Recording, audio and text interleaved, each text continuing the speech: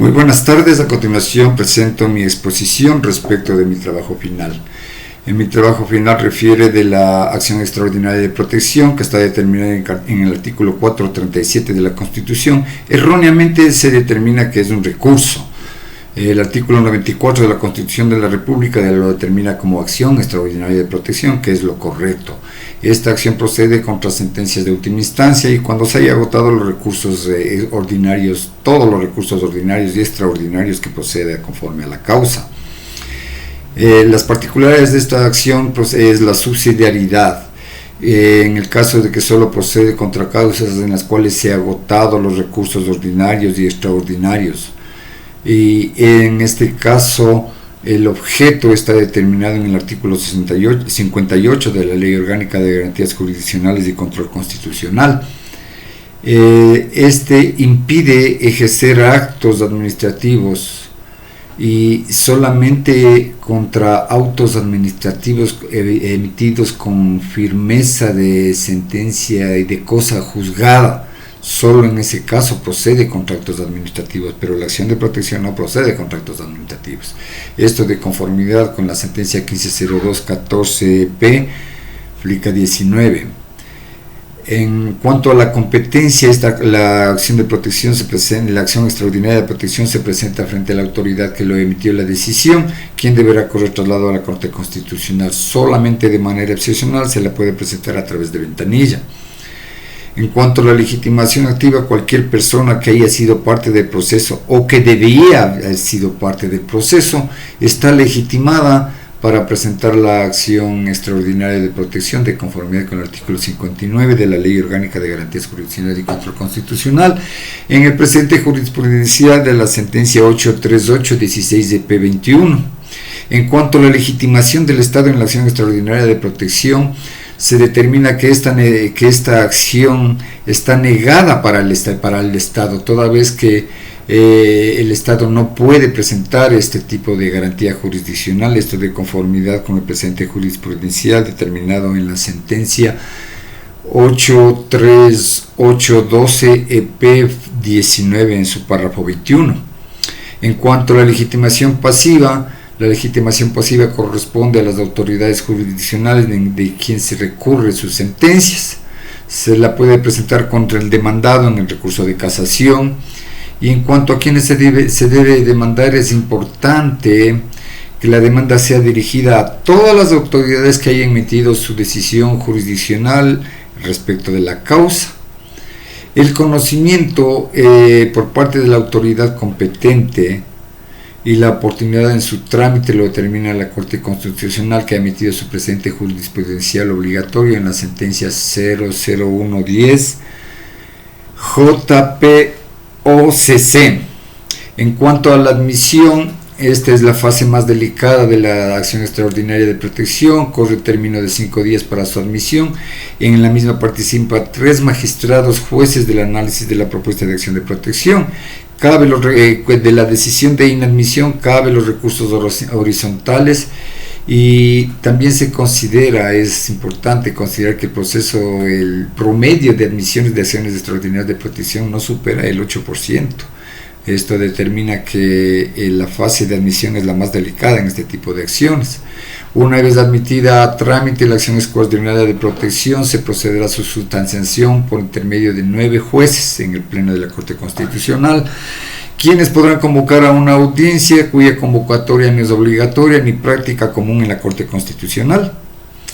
Es uno de los requisitos de esta acción extraordinaria de protección establecer una argumentación completa. Esto consta en el precedente de la sentencia 1967-14-P20, en donde determina que se debe presentar un argumento claro en la reclamación respecto del derecho violado, la acción u omisión, determinar una base fáctica determinante, determinando el fundamento jurídico a fin de establecer el porqué de la procedencia de la acción de protección para esta causa, omitiendo desde luego fundamentar el injusto equivocado como el fondo de la petición.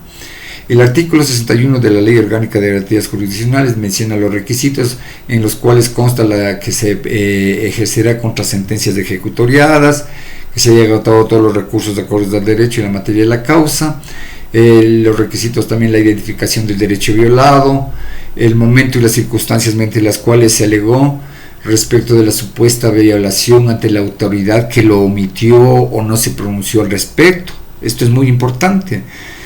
También en la fase documental se debe agotar todos los recursos que la ley faculta, entonces se puede adjuntar todas las decisiones contrarias y momentos procesales en los cuales se omitió un derecho constitucional. Esto de conformidad con el precedente de la sentencia 79313 EP 19 que refiere al respecto en su párrafo 41. En cuanto a los laudos arbitrales de conformidad con la sentencia 32313 EP 19, la posibilidad de accionar una acción de protección y que se aboque conocimientos de estas resoluciones de laudos arbitrales es posible, en los cuales se entiende la disposición y la violación de la autonomía de voluntad de las partes. Eso sí es claro que este tipo de acción extraordinaria de protección no procede contra el Tribunal Contencioso Electoral durante la realización de procesos electorales. También la Corte Constitucional puntualiza la diferencia entre proceso electoral y periodo electoral en su jurisprudencia de la causa 1651-12-EP20 en su párrafo 64. En cuanto a la reparación, cuando se reenvía a la jurisdicción de origen, ordenando la reparación dictaminada, de conformidad con la jurisprudencia de la Corte Constitucional en su sentencia 785-15-EP20. En cuanto al control de mérito, el presente jurisprudencial radica en la sentencia 176-14-EP19, en cuanto si es meritorio el análisis del control previo a la reparación que proceda en la acción, cuando la Corte determine la existencia de una violación de un derecho constitucional. De oficio, y no siempre de una manera excepcional, la Corte procede a hacer un control de mérito, esto en la obligación de impartir justicia constitucional y enmendar actos que pudieran configurar violaciones de derechos fundamentales. Cuando es improcedente el control de mérito, determina el precedente jurisprudencial de la sentencia 1162-12-EP19 en su párrafo 61, que motiva y determina básicamente las obligaciones de control que facultan a la Corte a realizar este análisis. En cuanto a la decisión de fondo, al momento de determinar una reparación, la Corte mantiene la facultad de decidir sobre el fondo de la acción propuesta, esto con fundamento en el precedente de la sentencia 108-14-EP20 en el párrafo 111 y 5 y 5.1. Es observable la disposición de la Corte Constitucional ejerciendo justicia constitucional en su sentencia, mediante la cual y en evidencia de una afectación que coloca a las personas en riesgo frente a la violación del Estado, ordena inclusive la reparación económica procedente, determinando los montos inclusive. En cuanto a la motivación, es de suma importancia la comprensión perfecta de la garantía de la motivación que está bajo los parámetros de la sentencia 1158-17-P21 en el párrafo 57 y 71, que refiere de la motivación como una de las garantías esenciales. En ausencia de esta garantía, pues cualquier actuación judicial o administrativa será declarada nula. También en esta acción de protección se observará la acción extraordinaria de protección. Es factible observar el principio de favorabilidad y el debido proceso. Esto en el ámbito penal, desde luego.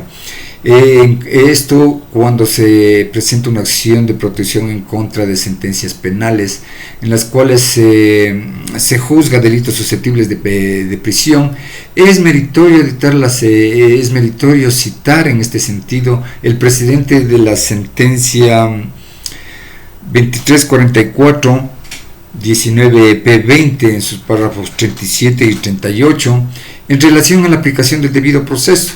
una causa penal. Esta causa es por sustancias psicotrópicas, en la cual se aplicó el procedimiento abreviado, y luego se le negó el principio de la favorabilidad, que es una garantía de orden del debido proceso establecido en la Corte Constitucional, en respecto a lo cual la Corte Constitucional razonó y motivó. Muchas gracias por su atención. Hasta aquí mi intervención. Muy amable.